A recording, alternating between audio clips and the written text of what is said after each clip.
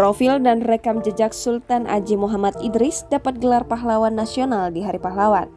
Penganugerahan tokoh nasional Indonesia itu akan diberikan saat Hari Pahlawan pada 10 November 2021. Siapa sebenarnya Sultan Aji Muhammad Idris?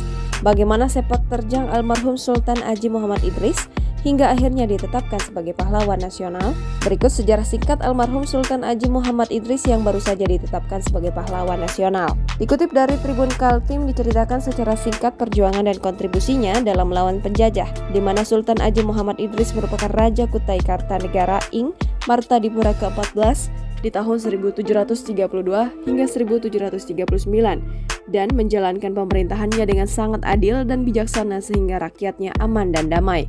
Lanjut kisah, pada tahun 1736, Sultan Aji Muhammad Idris serta beberapa pasukannya meninggalkan tahta kekuasaannya menuju Kerajaan Wajo untuk membantu melawan penjajahan Belanda, VOC, dan sekutunya.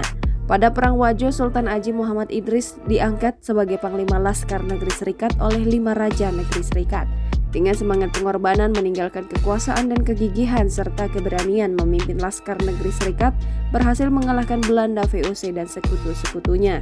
Bahkan, Sultan Aji Muhammad Idris wafat di Wajo pada tahun 1739 dengan penuh hormat rakyat Kerajaan Paneki, Kerajaan Wajo, Kerajaan Sopeng, Kerajaan Malusetasi, dan Kerajaan Sidereng menganugerahi gelar Laderise Daeng Naparewusi Peta Buranti Peta Arungkute Matin Roe RI Kawani.